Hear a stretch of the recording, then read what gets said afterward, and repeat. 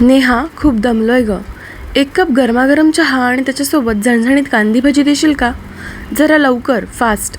राजन न येताच सोफ्यावर पाय पसरून जवळजवळ लोळणच घेतली. कसं नुसतं हसत नेहानं राजनला पाण्याचा ग्लास दिला आणि ती त्याच्या शेजारीच बसली. चहा आणि भजी करते मी, पण थोडा वेळ लागेल. भराभर नाही होणार आज. का? सगळं ठीक आहे ना? जरा नाराज होत राजननं विचारलं.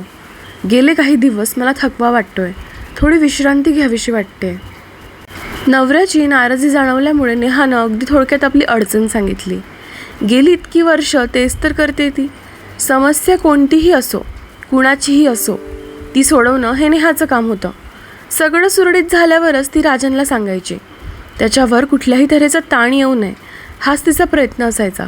त्यातच तिचं सुख सामावलेलं असायचं. ठीक आहे माझी नाजूक राणी, भजी नाही तर नाही, चहासोबत निदान बिस्किट तर देशील. राजननं टोमणा दिला आणि नेहाकडे अजिबात लक्ष न देता तो फ्रेश होण्यासाठी बाथरूममध्ये गेला. नाजूक नेहाच्या मनाच्या आरशावर जणू काही दगड मारला असं वाटलं तिला. खडकन मनाचा आरसा फुटला. पण नाजूक असली तरी गेली 15 वर्ष ती हा संसार एकटीनं सांभाळते. लहान मोठी कित्येक कामं परस्पर करते ती. त्यामुळे त्याची आज किंवा त्याचा त्रास राजनपर्यंत पोहोचत नाही.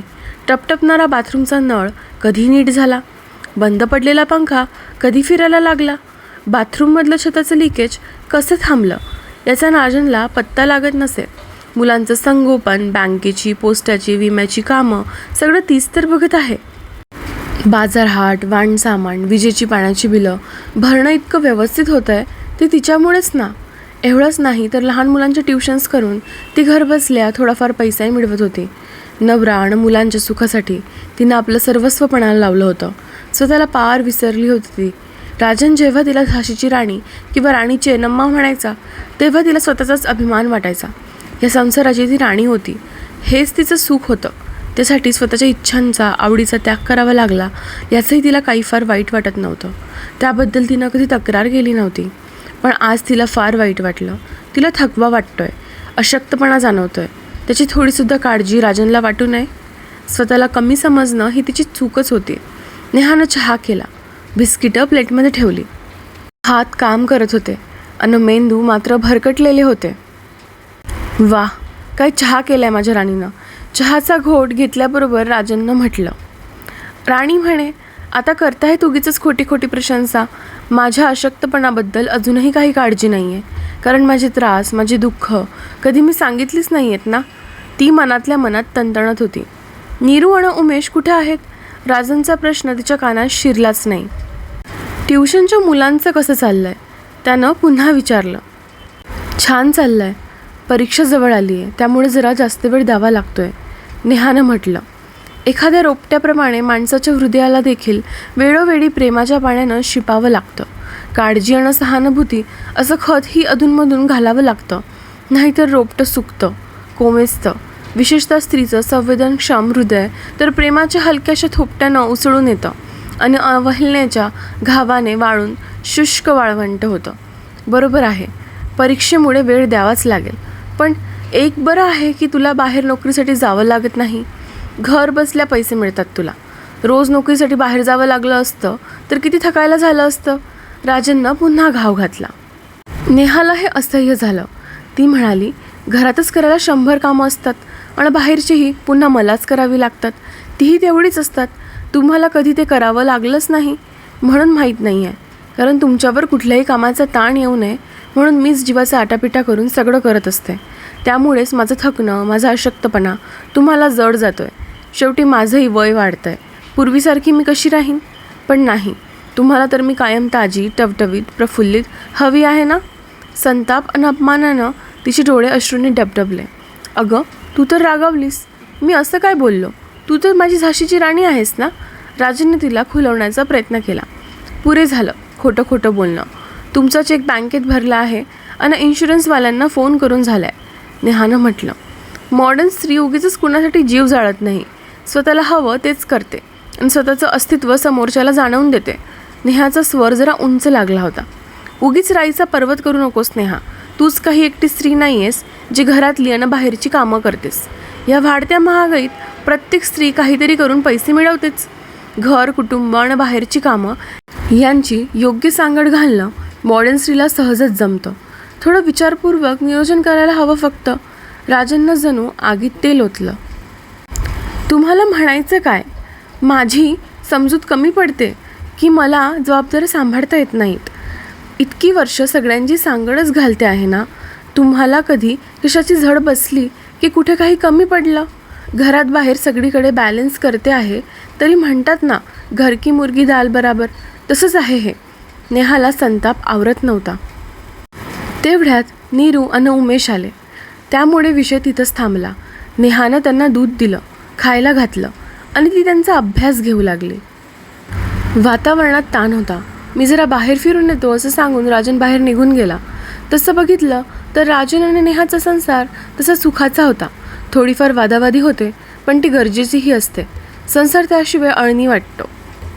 नेहाला राजनचा अभिमान होता. तो खूप कष्ट करत होता. महिन्यातून 3 वेळा तरी टूरवर जायचा. रात्री उशिरापर्यंत बसून प्रोजेक्टवर काम करायचा. नेहा त्याच्या सुखसोयींची जीवापाड काळजी घ्यायची. त्याच्या सुखात तिचं सुख होतं. खरं तर राजनचंही तिच्यावर फार प्रेम होतं. पण प्रेम असणं आणि मनाच्या तळातून ते बाहेर येऊन समोरच्या व्यक्तीला जाणवणं यात फरक असतो. प्रेमाचे 2 शब्द बरं वाटत नसताना सहानुभूती, केलेल्या कामाचं कौतुक आणि प्रशंसा एवढ्यांनाही माणूस आनंदतो. नेहा नेहमीच प्रसन्न, टवटवीत आणि हसतमुख असायची. त्यामुळे राजनला तिला तशीच बघायची सवय होती. तिनं कधीच कुठलीही समस्या, कुठलाच प्रॉब्लेम राजनला सांगितला नव्हता. त्यामुळे ती प्रत्येक गोष्ट कशी कौशल्यानं हाताळते हे त्याला कळतच नव्हतं. आज प्रथमच तिनं तिची तब्येतीची तक्रार अगदी नकळत अनावधानाने राजनसमोर बोलून दाखवली. तो सहानुभूतीनं, प्रेमानं विचारपूस करेल अशी तिची अपेक्षा होती. चूक तिथंच झाली. भांडणाचं कारणही तेच होतं. रात्री जेवताना पती-पत्नी गप्प होते. मुलं मात्र चिवचिवत होती. बाबा, आईनं दम आलू किती यम्मी बनवलेत ना, बोट साटत नीरूनं म्हटलं. हो ना, खरंच, राजननं कबुली दिली. उमेशही नेहाला शाळेतल्या सायन्स टीचरबद्दल आणि वर्गात करायच्या प्रोजेक्टबद्दल काही बाई सांगत होता. नेहा उसन्या उत्साहानं त्याला प्रतिसाद देत होती. जेवणं झाली. डायनिंग टेबल आवरून मुलांना ब्रश करायला लावून त्यांना रात्रीचे कपडे घालायला देऊन नेहानं आपले कपडे बदलले. मुलांना त्यांच्या खोलीत झोपवून तिनं खोलीत येऊन राजनकडे पाठ केली आणि झोपली. रात्रीचे 11 वाजून गेले होते. राज पलंगावर पडून काहीतरी वाचत होता. नेहा पलंगावर येताच त्यानं दिवा मालवला. रागावली आहेस? राजनच्या आवाजात लोण्याचा मऊपणा होता. नेहा गप्प होती. काटा खोलवर रुतला होता. वेदना फार होती. डार्लिंग, उद्या सायंकाळी मला टूरवर जायचं आहे. 4 दिवस तरी लागतील परतून यायला. तू बोलली नाहीस तर कसं व्हायचं? माझं डोकं दुखतंय. तुम्ही झोपा, मलाही झोपू द्या, नेहानं म्हटलं.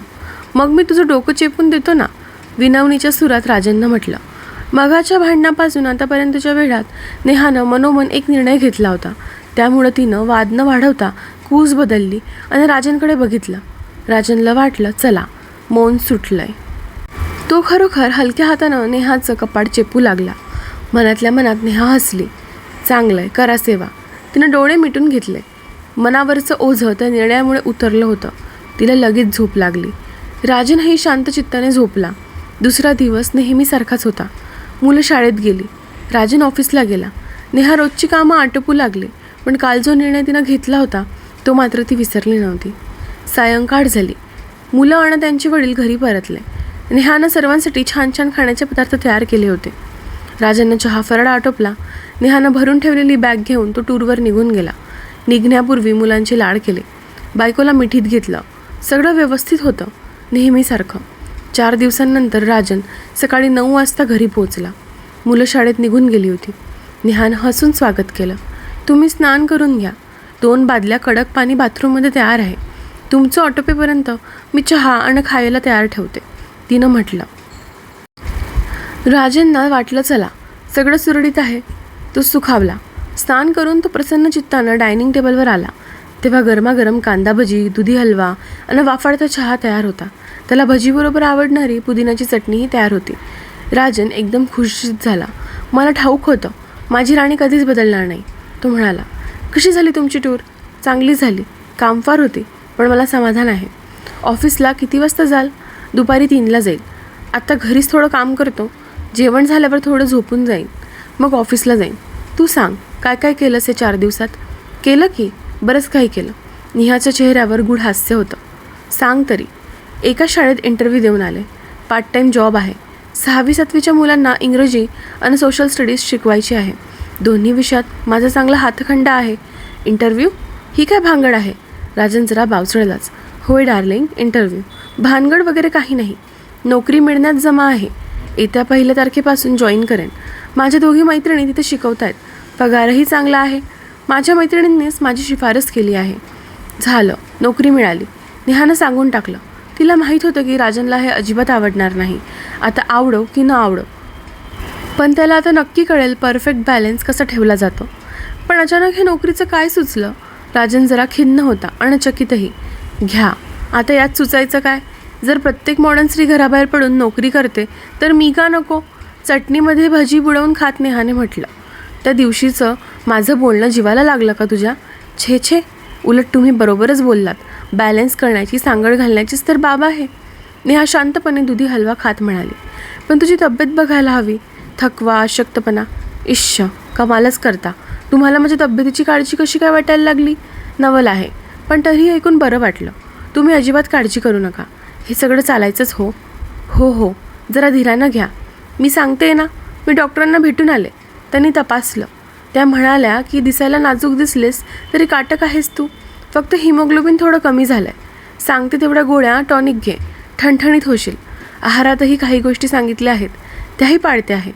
आणि तुझं ट्युशन्स होत आहेत की? पार्ट टाईम नोकरी आहे. दुपारी 12:30ला परत येते की? ट्युशन्स तर दुपारी 3 वाजता सुरू होते. तीही आठवड्यातले 4 दिवस. मुलं सायंकाळीच येतात. तुम्हीही सायंकाळीच येता. कामवाल्या बाईला सांगितलं आहे सकाळपासून संध्याकाळपर्यंत घरात थांबायला आणि सगळी कामं करायला. शाळेला शनिवार रविवार सुट्टीच असते. म्हणजे सगळं बॅलन्स होतं आहे की? नेहा आघाडी भक्कमपणे लढवत होती. अगं, पुढल्या महिन्यात दादा आणि वहिनी येतात आपल्याकडे. पराभूत शिपायाच्या आवाजात राजन म्हणाला. हो ना, ते तर फारच छान झालं. वहिनी किती सुगरण आणि हुशार आहेत. शिवाय दादा शिक्षक आहेत. 15 दिवस मुलांना फिजिक्स, मॅथ्स त्यांनाच शिकवायला सांगते. नेहा हार मानायला तयार नव्हती. म्हणजे तू नोकरी करण्याचं पक्क ठरवलं आहेस? राजननं शरणागती पत्करली. अगदी पक्क. तुम्ही बघा तर खरं, तुमची झाशीची राणी घरातल्या बाहेरच्या कामाची कशी सांगड घालते, कसं छान योग्य नियोजन करते. तुमच्यामुळेच मला प्रेरणा मिळाली आहे. मी परफेक्ट बॅलन्स करणारच. बरं, ते सोडा. तुम्ही दमला असाल. मी तुमच्या डोक्याला छान तेलाचं मालिश करून देते. मग तुम्ही थोडीशी झोप काढा. नेहा मधात साखर घोळवलेल्या आवाजात म्हणाली. जेवायला काय आहे? तुमचे आवडते दुधीचे कोफ्ते, वांग्याचं भरीत, शेवग्याच्या शेंगीची आमटी आणि शेवयाची खीर. तोंडाला पाणी सुटलं ना? हां, राजन निरुत्तर झाला होता. परफेक्ट बॅलन्सचा फंडा नेहाला जमला होता.